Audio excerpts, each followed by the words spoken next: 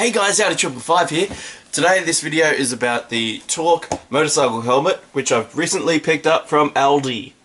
This video will do an unboxing as well as a review, so you can see exactly what you're getting yourself into if you choose to purchase one of these helmets. I got this helmet in the 2018 motorcycle sale at Aldi, and it was just under $80. So for an $80 helmet, I'm not expecting much, but it seems to have some cool features.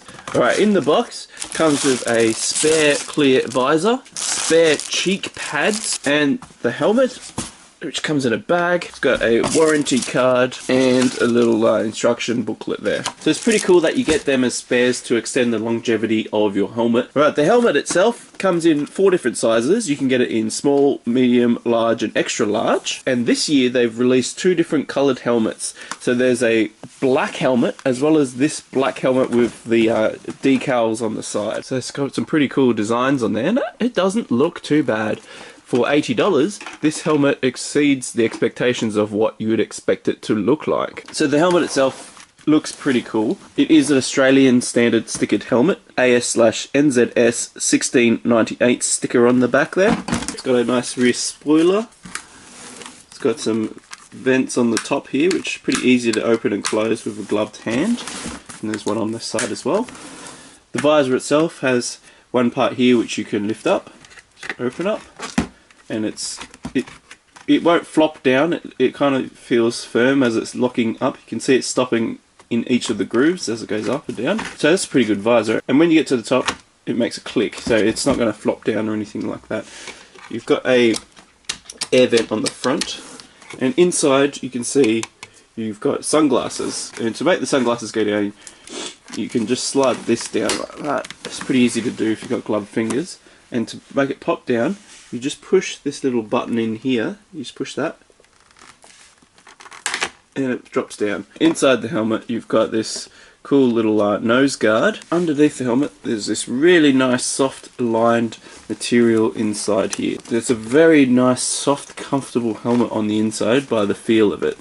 And it also goes down to the straps as well. It's got that on there so it doesn't rub against your face. And of course all of this inside here is removable, so you can wash it or replace it with the spare set that comes in here. The strap at the bottom has a ratchet style, which is better than the D-shackle in my opinion because it's a lot easier to put on. And to lock them together you just insert the tab into there, it ratchets down and it's secure, and to undo you just pull the red tab and it comes off. And the last thing I'll show you on this helmet is getting the visor off. So to get it off you put it in the upright position, pull that down, and it'll pop out. Undoing the other side is exactly the same and your visor easily pops off. So when you do that you can take this and clean it under warm soapy water or replace it with your spare visor that comes in the box. If you do take your visor off and you're going up and down with it and it doesn't feel like it's clicking into place, you might not have inserted this tab in here correctly. This little bottom lip here is above where it should be, so it's not causing any resistance on this side. Now to get that in, you can just push it in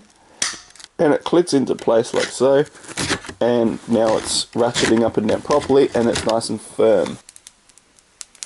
Crystal clear! Alright, so the weight of this helmet is 1.7 kilos. It's not the lightest helmet, but for $80 that's pretty good. Putting this helmet on is pretty simple, standard sort of design for a helmet. Goes on your head, pull it on, and it's on. Then ratchet it up at the bottom, and you can also adjust the length of this strap, so if it's too low you can tighten it up. So this is what the helmet looks like. It's nice, I like it. It feels really soft and comfortable inside, and it's, for me, I've got a medium head and it fits pretty nice and firm and it's good. If you have a look in here, woo, there's no gap for any sunglasses or prescription glasses. Right, these have got sort of a thin sort of frame to them. Ow. It's very tight. Alright, you can fit them in, but after about half an hour of riding, I think because there's no gap in the foam, it will push against your head and you'll start getting hot spots forming in your head, and it might even give you a headache. Another thing that I've noticed with this helmet is this lip here is only on this side. Not really a deal changer at the end of the day. You can only open the visor from the left hand side, because that's the only side with the little tab. There's no tab on this side here. So far so good. Let's jump on the bike and go for a ride and see how it performs. Alright, so this is what it looks like in the daylight on a motorcycle. Quite cruisy looking and stylish. bright sunny day, let's get these sunglasses active. Oh, I've just pushed the button and down have dropped the sunglasses.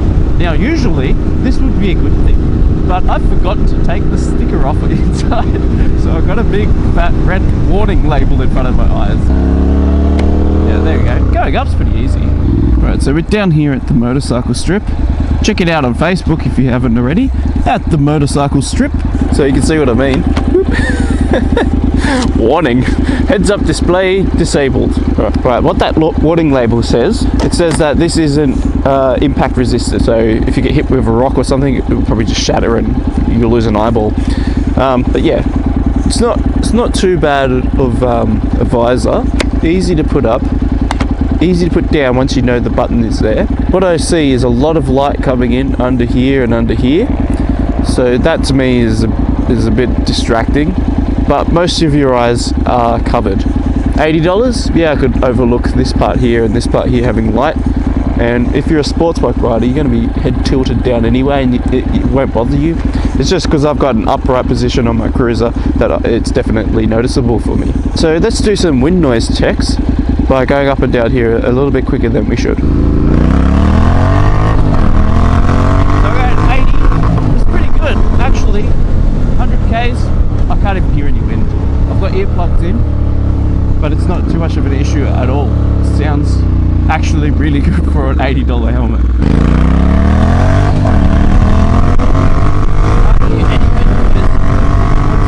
I do have earplugs in because I've got a loud exhaust, but compared to my modular helmet, I'll be hearing a bit of wind noise at 100 easily, and it won't be deafening, I'll just be able to hear it. But I also do have things bolted onto the side of the helmet, being my center and my Sony action camera, so maybe that causes a bit more noise on my other helmet, but for this one, pretty silent, and I'm really happy with the sound of it.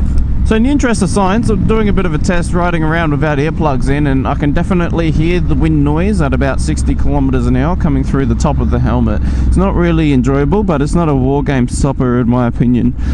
If you have earplugs in, you won't hear any of that noise that's coming through, and it'll really block it out. So I recommend riding with earplugs in, but if you didn't want to wear earplugs, it's not a war stopper. If you're only going for short periods of time, you're probably not going to go deaf from that wind noise. It's quite reasonable. Alright, back to the video. Beep! Alright, one thing you do notice a bit though is I'm just talking and the thing just fogs up. I'll just open the vents up and defog and see if it fogs up really quick again. Okay, all the vents are open. Fogs up a bit, but I'm stationary. Alright, let's do a fogged up visor test going forward to see if it unfogs. Alright, here we go. Yeah, the defog's pretty good once you get going, and there's nothing to say that you couldn't just open it a little bit if you stopped at the traffics or whatever. That's good England, isn't it? Traffics. Stopped at the traffics. So basically, overall, $80 for this helmet. It's an Australian standard helmet, so there's no point in me smashing the helmet just to test if it's any good or not. I know it's going to be survivable in a crash. $80. It fits good, looks good, it's comfortable, comes with spare visor, spare cheek pads, and there's basically no wind noise in here whatsoever. So for $80, I think this is a really good helmet. Definitely exceeded my expectations for an $80 Aldi helmet.